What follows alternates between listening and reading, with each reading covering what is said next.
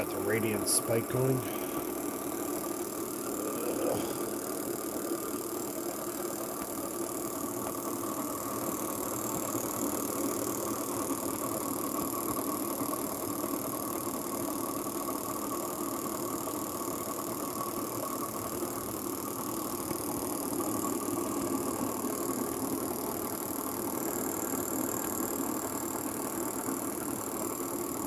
I'm live, doing some tests on the generator pulse motor. I've got it set up as a flyback, and that's going to charge the Renegade over in the corner there. So this is the new device I built this week.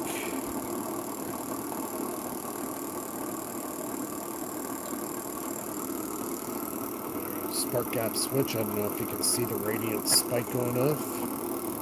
That's what you want to see, that radiant spike. That's what's going to be charging the batteries. And I got it hooked up to 2 transducers right there. It's not spinning too fast. It's probably about 600 RPM. But I'm finding that it's actually making effective charging them at 12.44 volts.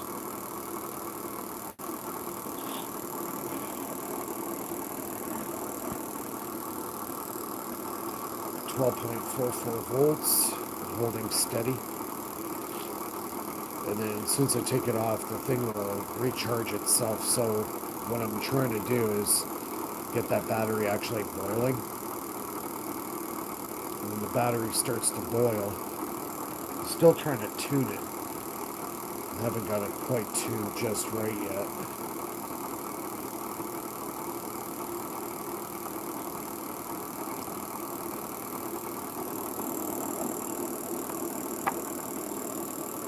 Got it running now, so I'm trying to get the reaction inside the batteries going. It's creating the radiant spike.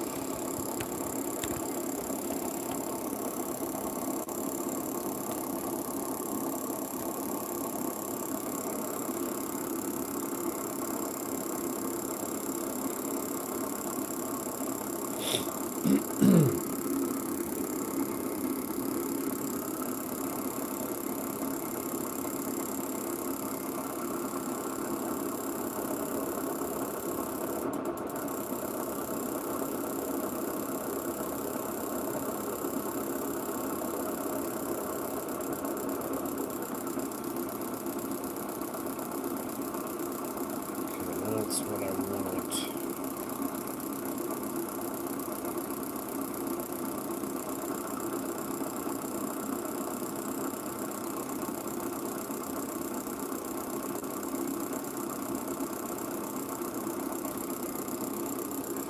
Trying to get that skipping sound.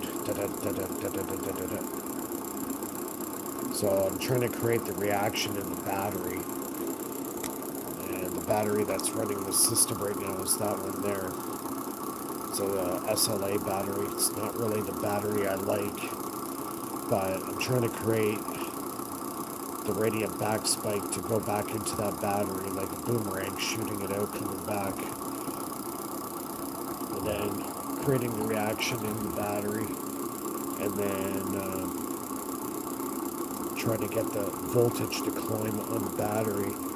Naturally, when you shut it off, it will recover its power, and the goal is to actually recover more than what it was when it started. So if I can achieve that, then I can put it into the Renegade, the big motor, and just running this light here as a ballast so I don't blow the system up.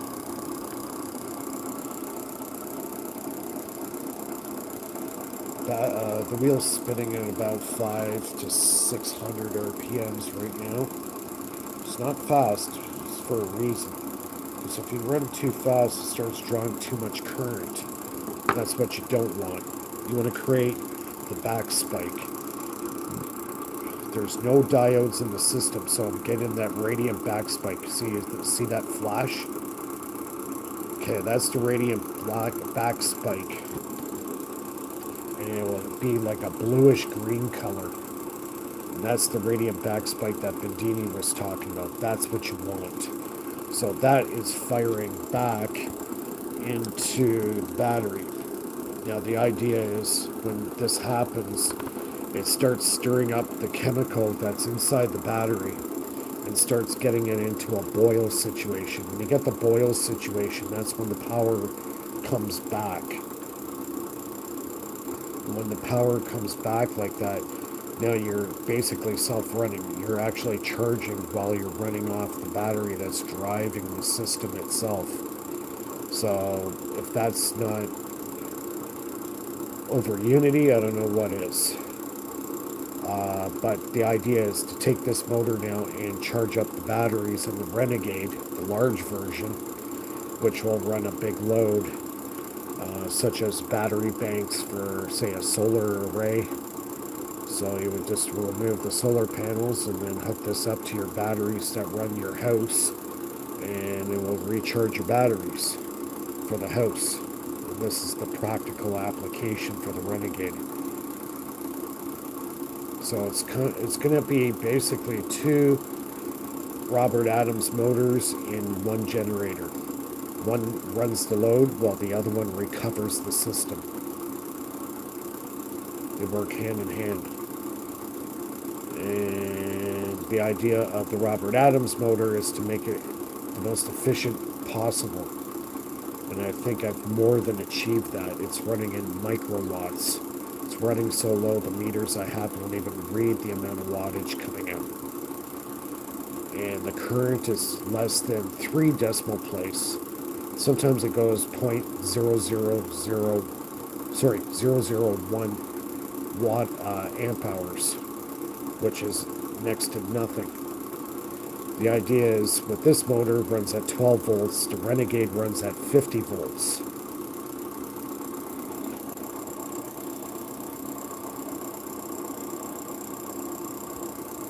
Anybody have any questions or whatever, you can shoot me a text in the chat there.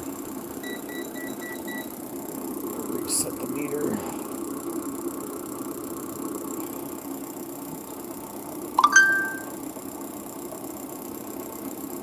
Hey, Space Case. How's it going? Thanks for joining us. I haven't done a live stream in a long time.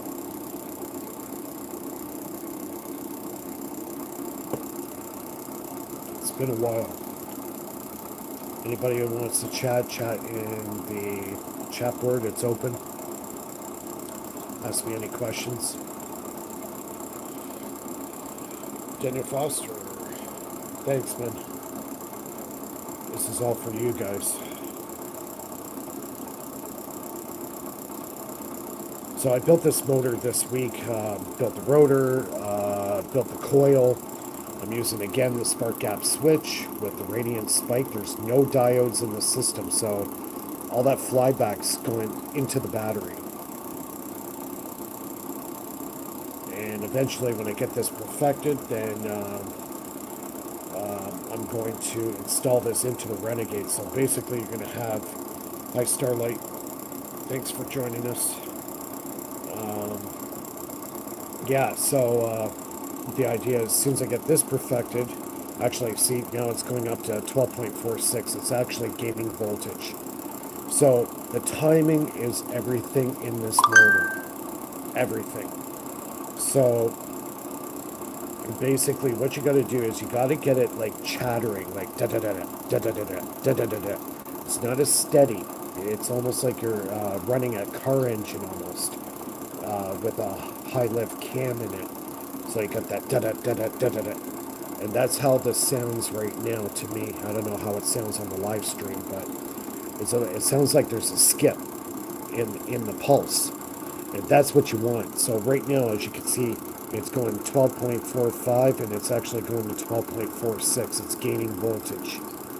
So I'm running the motor on the battery that I'm charging. So basically this motor is gaining power, not losing power.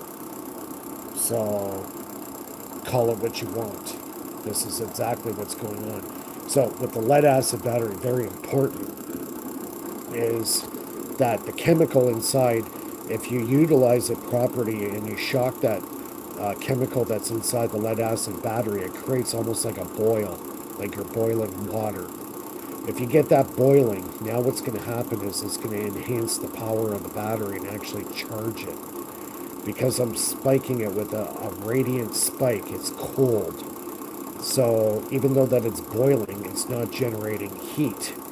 And heat's what kills,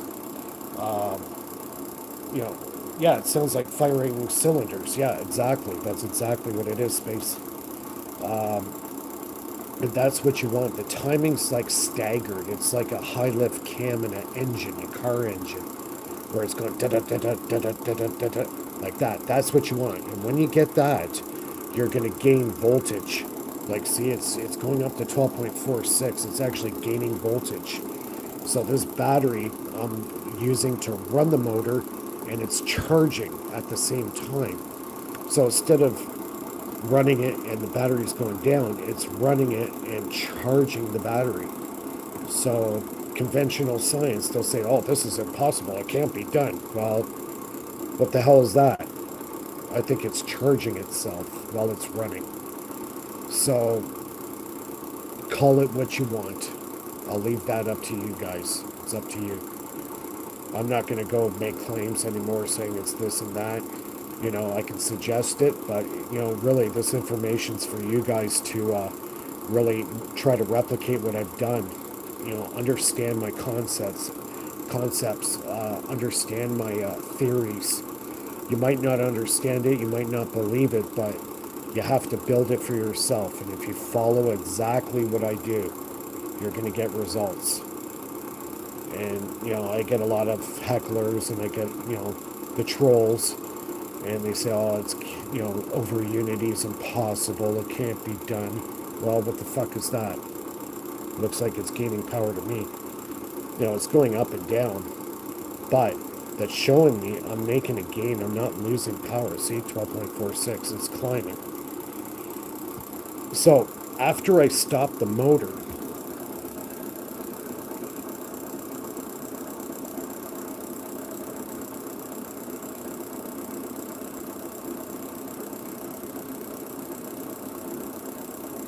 the productions show you what is going on. Yeah, well, you know, you have to build it for yourself. You know, I can't build everybody a motor. It just, you know, it's not possible, you know, for me to build everybody a motor and try it out. I'm given all the information. I got my Patreon page. I just had a new Patreon sign up tonight. So thanks a lot to all my Patreons that support me. And yeah, it gives me money so I can build stuff like this and show you my concepts so I can try to follow what I'm doing. And, you know, the way this world's going right now, you guys might need your own power sooner than later.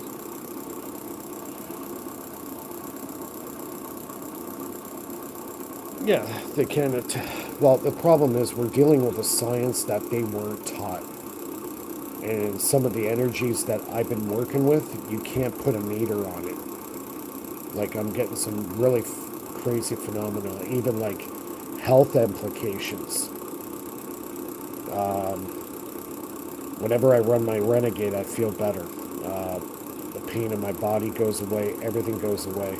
And I've done extensive tests for the last couple of years on it, and pretty much came to the conclusion that the motor not only is creating power and doing its thing, but it's also drawing in the ether into that space because it got a massive rotating magnetic field, an electrostatic medium being created there. And when that happens, you draw the ether.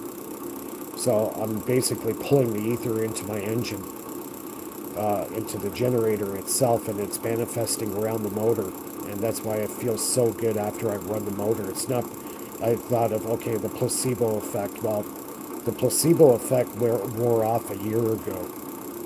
You know, I would not have the motor on, say, for a week, and I'd feel horrible. I turn it on the next day. I start feeling a lot better, a lot more energy. All the aches and pains, you know, you get a little older. I'm in my 50s now. And all my arthritis pain disappears. My shoulder pain disappears. Everything disappears. I even go as much as actually holding onto the transducer and actually zapping myself. You know, it sounds hilarious, but Tesla was working on this stuff back in the 1890s. He had some electrostatic therapeutic devices that were actually on the market as late as, I believe, 1936, and then they start to disappear. And I listened to a podcast last week. Some guy out in Britain actually has a few of these original Tesla electrostatic healing machines. And yeah, they apparently do some pretty incredible things for people's health. I'm not claiming, you know, that I got a health device here. I can't do that, but from my own personal experience, even just right now, it's like almost midnight and I'm wide awake. And this motor is like charging my body, not only charging the battery, it's pulling the ether in. I'm creating electrostatic. I got the radiant spike. When that radiant spike is being created, the ether is being pulled in. The ether is coming into this motor. It's surrounding it. As soon as people start understanding what the ether is, yeah, then it'll all start making sense. All boils down to the ether physics. And that's what all the Einsteiners detest, the ether theory. Well, I beg to differ on that one.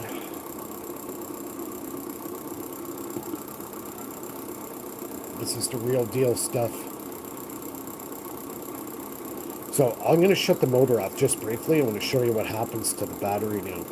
So naturally the battery is going to go up a bit, but I'm going to show you how fast things change with that battery. Okay, so I shut it off now. Look at it climb. Okay, motor's off, disconnected. And now the battery's recovering. I created a boiling situation with the radiant spike. There's a reaction going on inside. So little light by little, that battery sees climbing again. See, it's going up. So I've maxed this battery out as far as a charge. I got it up to about 12.6 volts. So that's about as far as you can really go with this battery. It just won't hold any more than that unless you put a huge amount of current into it to get it over 13 volts. But don't forget, I'm using a radiant spike. It's a totally different science. It's a totally different physics involved. It's already gone up to 12.5 volts already. It just keeps climbing. So it's still boiling in there. There's still a reaction going on inside.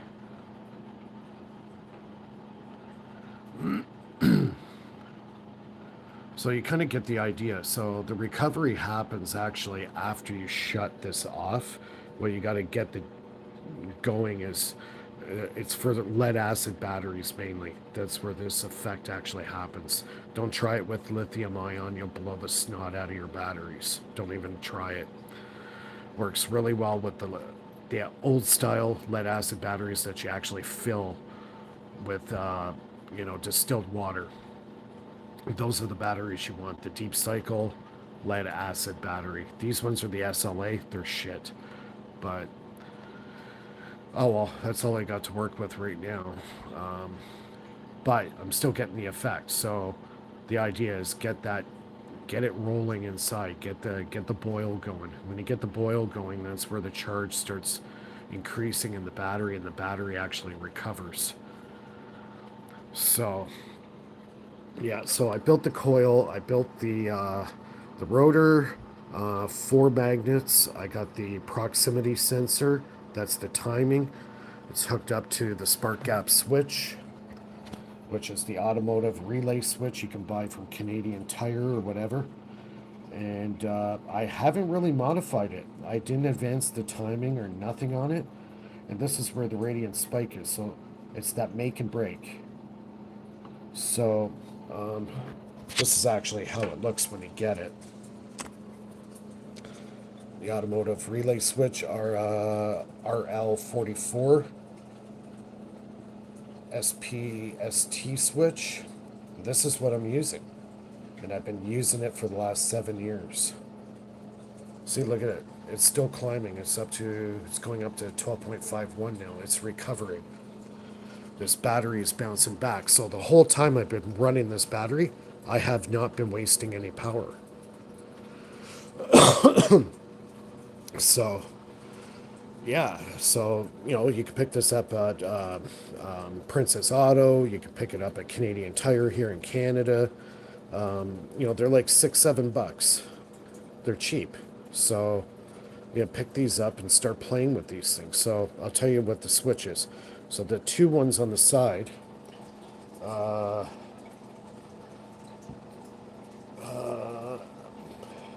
yes, it creates an isometric waveform. Yeah, it is. It's exactly it. You're keeping the system analog. Stay away from the MOSFETs. You do not get the same effect with a MOSFET than you do this. The spark gap make and break switch is where the magic happens in the system. You cannot do it in the same. The second you use a MOSFET or a transistor or whatever, you're not getting it. It changes the dynamics of the electricity. It's not keeping it analog. You have to keep it analog. And I'll go by this theory right to my grave. So everybody's using, they want fast firing, da da da. Sometimes a slower running motor is more effective than a motor that's going 9,000 RPM. RPM's kind of irrelevant unless you're using the outside magnets to generate power with pickup coils. So there's a lot. That's why Tesla was working with spark gap switch all the time. But back in those days, that's all they had. They didn't have transistors. They didn't have that stuff. But he was getting major results with this. So this is the modern version of a spark gap switch that Tesla was using, and worked very well for him. And he was still able to get his system to run in the kilohertz range. So it's all in the engineering. Like, I've been working on this stuff for 7 years now. So I know how to make these motors, and I know how to make them perform extremely well. So it's still climbing.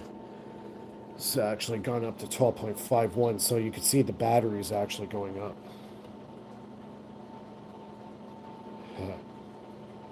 Hey, Dragon, thanks for joining us. Yep, analog is the way to go, man. Analog is the way. Look, it's gone up to 12.52 now. See, it keeps climbing, and it will do that as long as the reaction's still happening in the battery. So it's important to run it for about 15 to 20 minutes. That gets the chemical boiling. I like to call it boiling because that's kind of what's going on. And eventually the boil will dissipate and it'll stop. And when it stops, the charge stops. So as of right now, the motor is not running. Now it's recovering itself. So you could run this for 3 hours. This motor can run for 3 hours and there will not be any power loss. It might show a power loss on the meter, but the second you shut it off, the battery bounces right back. It recovers all the power potential that you thought you lost just because the meter was telling you it. It didn't. It didn't lose it at all. That's why I'm saying, almost going by the meter is, leading people in a wrong direction. You have to test this stuff. I've been testing. I don't know how many freaking experiments I've tested this thing with. Thousands of experiments. The other one is transducers. So I'm just using those little wafers. Two of them hooked up in parallel. Got those hooked up. So that's also achieving harmonic resonance of the coil. The second you hook those piezos up, this coil goes into harmonic resonance right away, instantaneously. And I discovered this about almost 2 years ago. So all my pulse motors now have transducers in it. The Renegade's got a barium titanate transducer. You can get them on Amazon for in Canadian dollars, it's about $29. US, I guess it'd be about $22.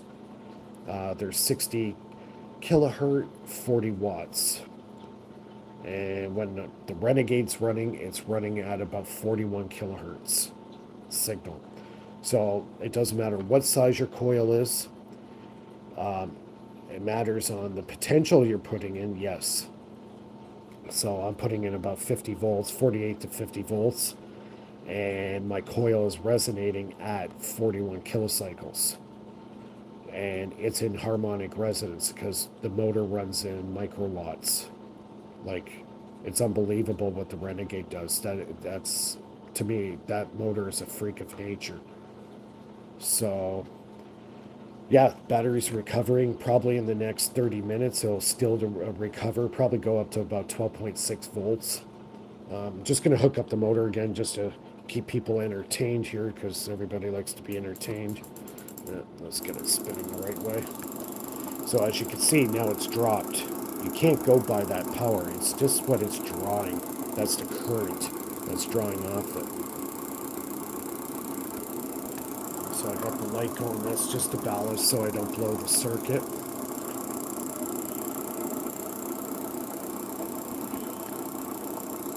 Any questions? Anybody got any questions for me? Thanks for, if you like the live stream, give me a thumbs up.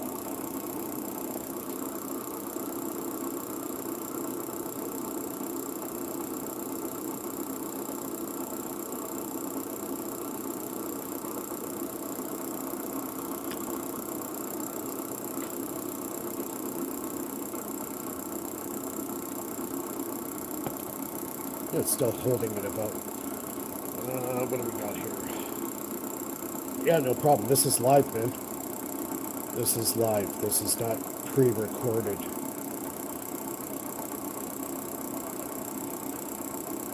Don't forget, become a Patreon too. Help support me, and so I can buy the equipment to make this stuff.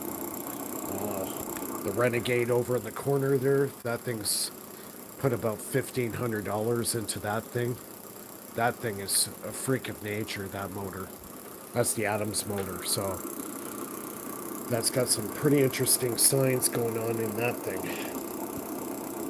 I'll be doing more stuff on that as soon as I get this perfected. This motor here, when it gets perfected, is going inside the Renegade. So basically it's two pulse motors in one device. This one will be recharging the Renegade while the Renegade runs a load. The Renegade's putting out about 3/4 of a kilowatt output. I'm putting in about in the worst case scenario, I'm putting in about 1.2 watts, and I'm producing about 3/4 of a kilowatt of power output, peak to peak. Average voltage is about 346 volts, resonating at about 41 kilocycles.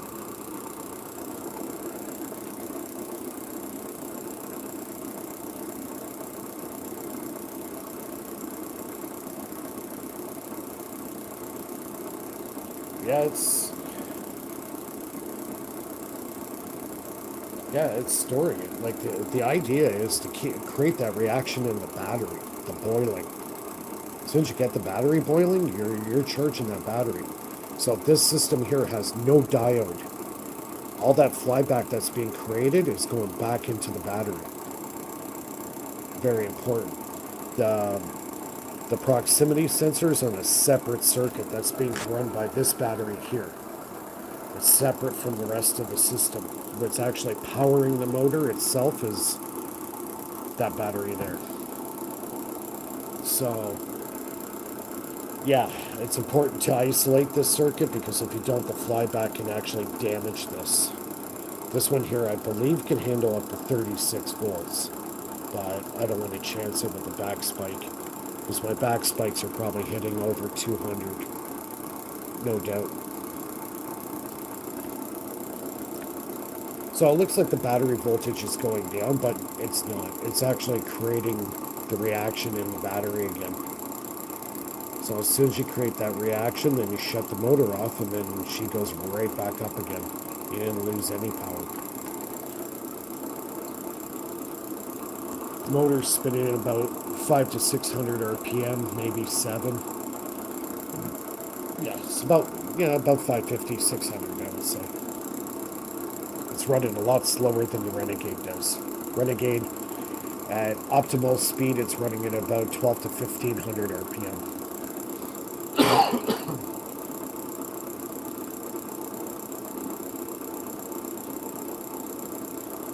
Oh yeah, way above 36 volts. Try like 260 volts.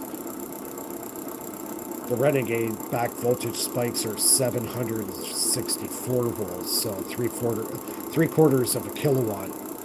That's major, major power.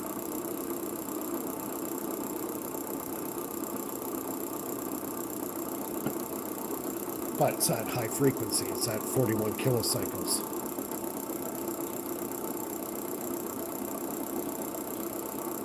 So as soon as I get this perfected, I gotta get a hold of George Hathaway. His laboratory is about 30 minutes away from where I live. George Hathaway worked with John Hutchison back in the 80s on his anti-gravity stuff. I know John Hutchison personally.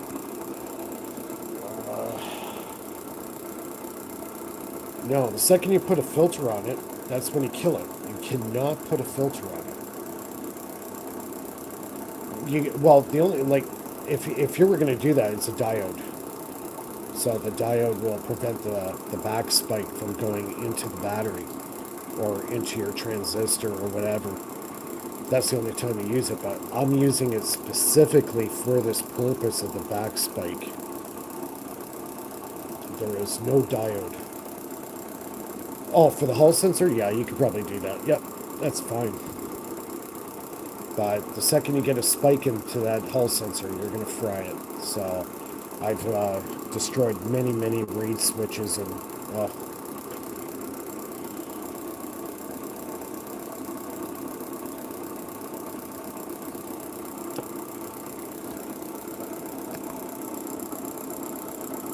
so this is what I've been working on this week.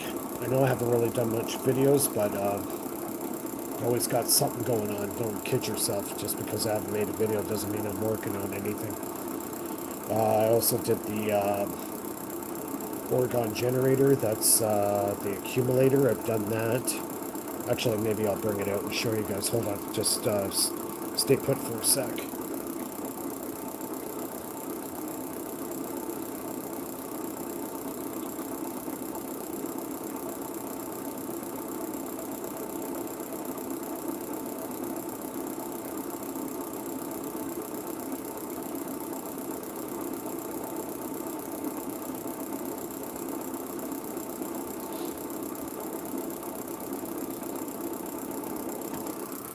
There's the Oregon accumulator.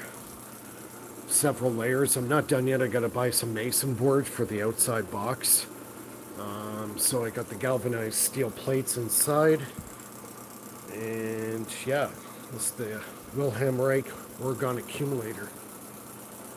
You got several layers of cotton and steel wool. So it's basically an electrostatic longitudinal condenser. That's what it is.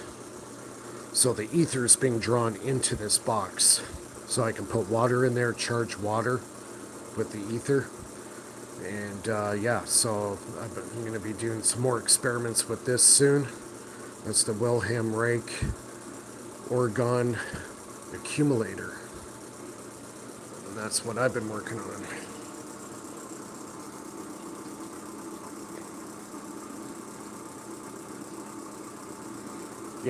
Yeah, that's why the power's cutting out. So that's the actual, and also the camera too, the refresh rate doesn't help.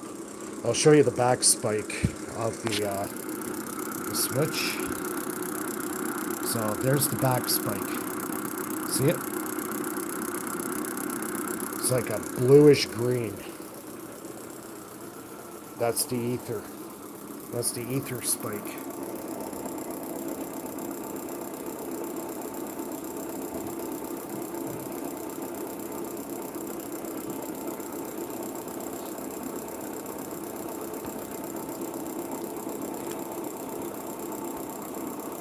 Yeah, I've pretty much mastered these motors. I don't even have to think about putting the circuit together now. I just have it in my head. Been perfecting it. The big innovation in the last year was the transducers. It basically tripled the amount of output of the back spike, and the transducers put the coil, any coil, into harmonic resonance almost instantaneously.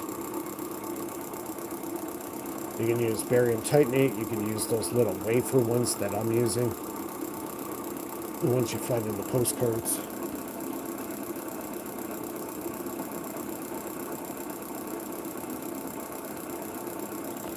Well, the idea is, you get an inverter with a battery, okay, so that would run your computer, and then you use the pulse motors to charge the batteries to keep the inverter running. That's the most practical application you can do right now. A lot of people think you hook this directly up to a device and run it. No, you can't. It works on a different science. That's why all Tesla stuff will not work with today's stuff, because you're working with two different sciences, right? Two totally different physics going on. With the coil, they are hooked up in series. Yeah. The transducers are hooked up in series. Now, I have hooked them up in parallel too. They still work. But it all depends on the motor. You have to experiment, right? But they do work both ways.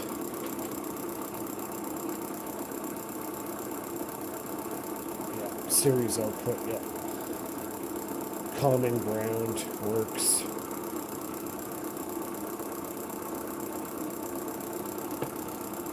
The other thing with these motors, to actually work even better, they should actually have a real earth ground. Like, I'm talking, a 5-foot long copper pipe right into the ground. Hey, Bernie, what's going on? I've been busy. I've been hiding. I've been working on a lot of stuff.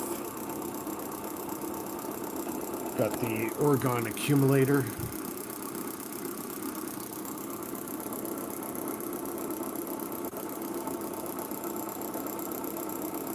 Yeah, later in the day, I'm doing the Father's Day thing tomorrow.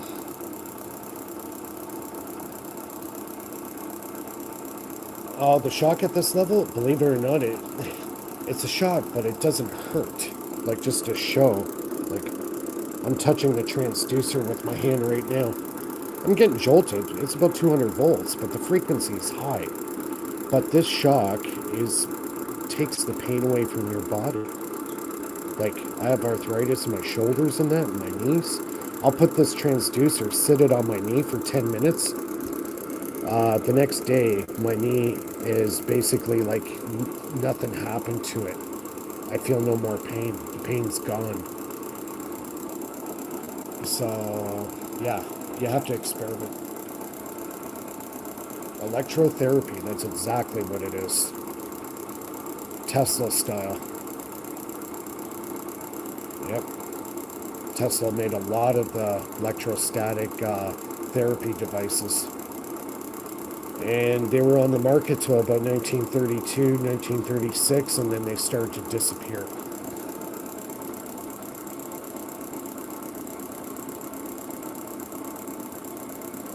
Yeah, man, hit the like button if you like it. If you like the live stream, give me a thumbs up. I'm having a drink tonight because it's Father's Day coming up. So, yeah. Loki, welcome. Yeah, we're just having a little over Unity party tonight.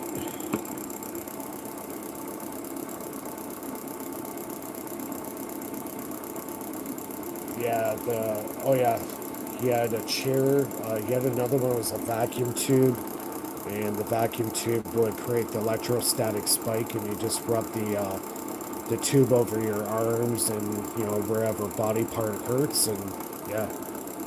Actually, John Hutchison has one of those devices that actually still works.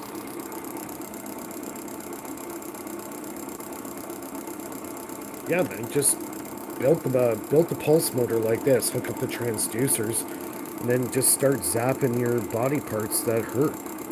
I do it with my knee at least twice a week. Keep the pain away.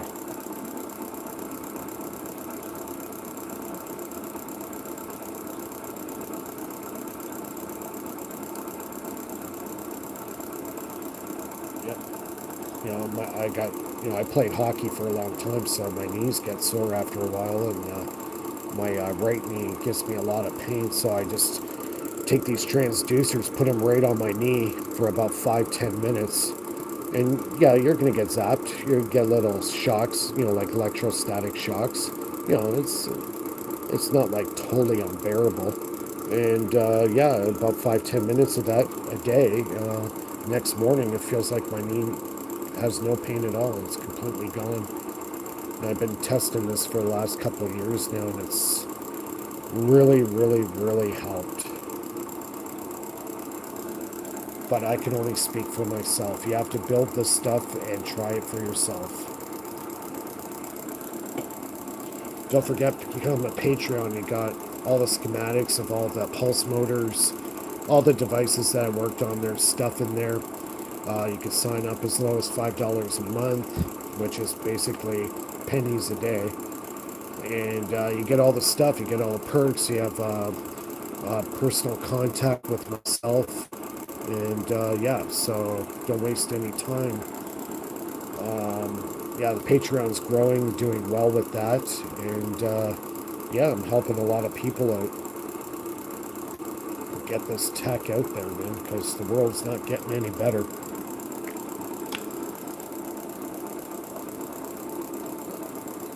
So you can hear the motor. See how it's going da da da da da da da, like a cylinder, like a high lift cam in a car. That's why I'm getting the charging effect. So I've been running it for about 5-10 minutes now. I'm going to shut it off, and we're going to watch that meter climb. So let's do that now. I'll just shut it off. Motor's powering down now. And we can just watch that battery climb now. So 12.47 volts, 12.48. Now it's climbing back up. And this battery here is pretty much charged anyways. So it really only peaks out at about 12.6 volts. So yeah, I've created the reaction with the negative energy going into the battery. There's no heat, no hysteresis involved at all. The battery is cold. There's no heat whatsoever. It's already got up to 12.49 volts already. It's going back up. It's climbing. The reaction has started in the battery. now the charging begins. So that's with the lead acid battery. This one's a SLA, which is not really a very good battery to do this with. You need the real deep cycle lead acid battery, the ones you fill up with water. That's the best battery to use.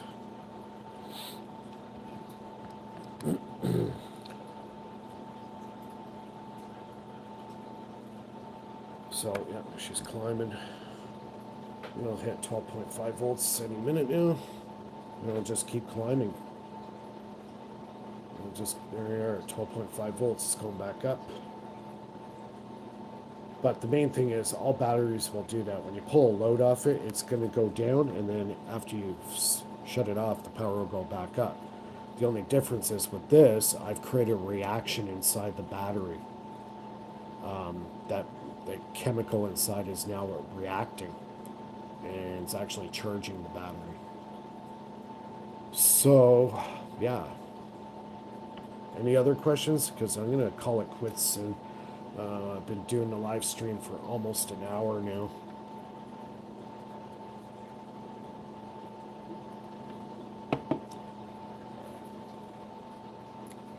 Yeah, so easy design, proximity sensor, wheel, 4 magnets, north facing out, coil, 24 gauge wire, about 400 turns with a steel core. It's just a shoddy, really put together real fast kind of coil. And then you got the automotive style relay switch. You can pick them up at Princess Auto, Canadian Tire here in Canada. They're like $6-7. I haven't altered anything in this, and that's what's firing the system.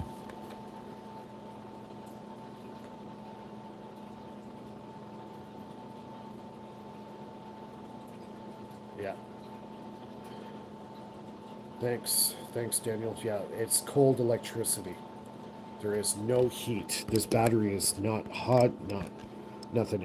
It's actually room temperature. Actually, if I get this tuned right, well, the Renegade, the coil actually cools down when it runs. And it got negative resistance in that coil.